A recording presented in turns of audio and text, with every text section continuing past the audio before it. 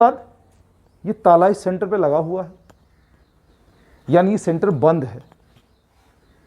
जिस समय lieutenant governor Manoj Sinha ने इन सेंटर्स की बात की थी तो उन्होंने कहा था कि इन पंचायत घरों को ये कहा था कि आप 5 बेड का इंतज़ाम करेंगे और 5 बेड के साथ में एक ऑक्सीजन कंसंट्रेटर होगा और बाकी सुविधाएं वहां पर रहेंगी।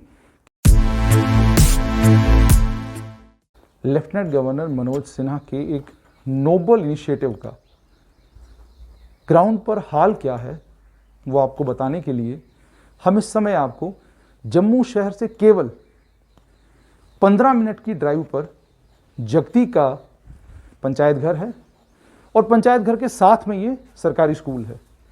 इस सरकारी स्कूल की बिल्डिंग में ये कोविड केयर सेंटर जगती पंचायत का बना है। डॉक्टर मीना भारती, उनका टेलीफोन नंबर भी दिया गया है, उन्हें डिप्यूट किया गया है और आंगनवाड़ी वर्कर सुनीता देवी को इस कोविड केयर सेंटर जगती पंचायत के लिए डिप्यूट किया गया है। डिप्यूट करने के बाद ये ताला इस सेंटर पे लगा हुआ है, यानी ये सेंटर बंद है। जिस समय लेफ्टिनेंट गवर्नर मनोज सिन्हा ने इन सेंटर्स की बात की थी तो उन्होंने कहा था कि इन पंचायत घरों को ये कहा था कि आप 5 बेड का इंतज़ाम करेंगे और 5 बेड के साथ में एक ऑक्सीजन कंसंट्रेटर होगा और बाकी सुविधाएं वहां पर रहेंगी। अगर कोविड पॉजिटिव पेशेंट्स एसिम्टोमेटिक हैं या थोड़े बहुत सिम्टोमेटिक हैं, माइल्ड मॉडरेट केसेस हैं, उनको आप यहां पर ट्रीट करेंगे। डॉक्टर साहिबा भी यहां पे लग गई, आंगनवाड़ी वर्कर को भी यहां पे लगा दिया गया।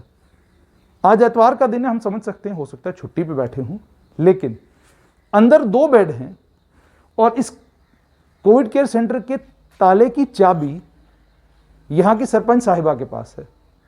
हमारी उनसे फोन पर बात हुई, उन्होंने साफ तौर पर यह कहा, इस कोविड केयर सेंटर की चाबी मेरे पास है। अभी मेरे घर में कोई ट्रेजेडी हुई है जिसके चलते मैं अभी वहां नहीं आ सकती, तो इसका मतलब यह है कि यह ताला यहां पर लगा रहेगा।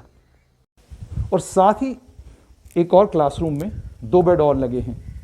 अब मान लीजिए तीसरा बेड इसे कमरे में होगा, यानी 3 क्लासरूम्स को सिर्फ कोविड केयर सेंटर के लिए इस्तेमाल किया जा रहा है। उसके बाद हमने डॉक्टर मीना भारती से बात की फोन पर और उनसे यह कहा कि अगर कोविड पॉजिटिव कोई पेशेंट आता है इस कोविड केयर सेंटर में तो इस समय क्या करना है। तो उन्होंने वहां से कहा पेशेंट को ट्राइएज में ले जाइए। ट्राइएज से वो पेशेंट डीआरडीओ के जो अस्पताल टेम्परेरी मेकशिफ्ट अरेंजमेंट हॉस्पिटल बना है, फिलहाल वो हॉस्पिटल वहां उसी हॉस्पिटल में ये पेशेंट जाएगा।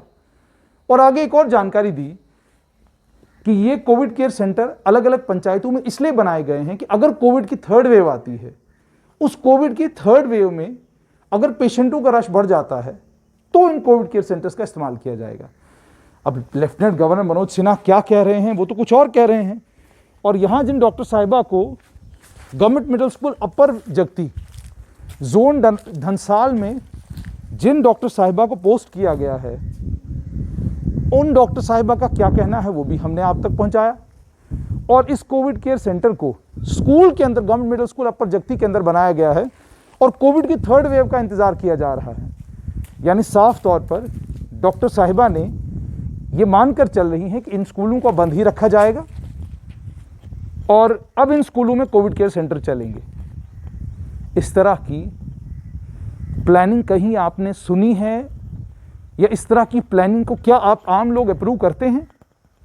सरकारी स्कूल को कोविड केयर सेंटर बनाना चाहिए, सरकारी स्कूल के कमरे को कोविड केयर सेंटर के तौर पर इस्तेमाल किया जाना चाहिए या नहीं, ये आप लोगों ने फैसला करना है।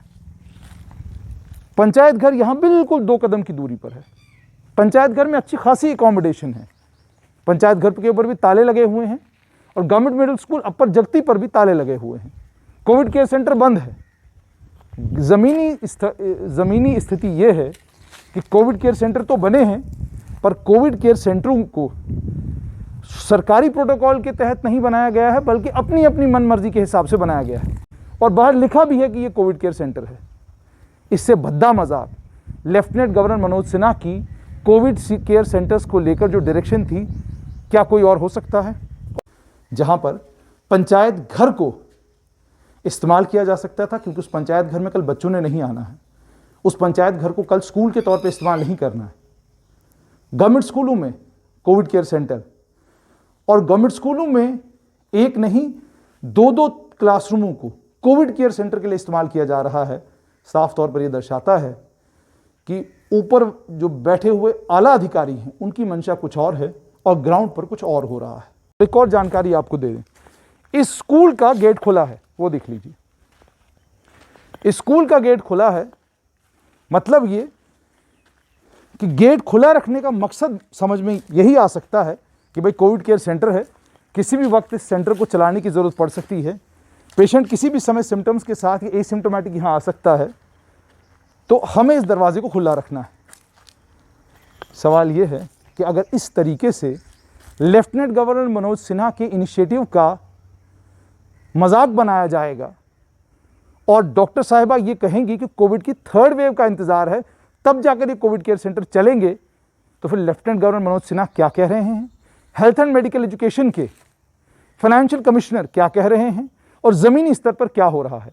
DRDO का हॉस्पिटल एक टेम्परेरी अरेंजमेंट है और वो टेम्परेरी अरेंजमेंट इसलिए किया गया है क्योंकि हमारे अस्पतालों में जगह नहीं थी, या हमारे अस्पतालों में पेशेंटों के लिए वो पर्याप्त मात्रा में जितने इक्विपमेंट्स चाहिए थे, जितना कुछ चाहिए था, वो पैराफर्नेलिया नहीं था। और उसके बाद खतरा अंदेशा ये भी था कि शायद पेशेंट्स का नंबर बढ़ जाएगा। इसी के चलते DRDO का हॉस्पिटल यहाँ पे तैयार किया गया है और वो मेकशिफ्ट अरेंजमेंट है।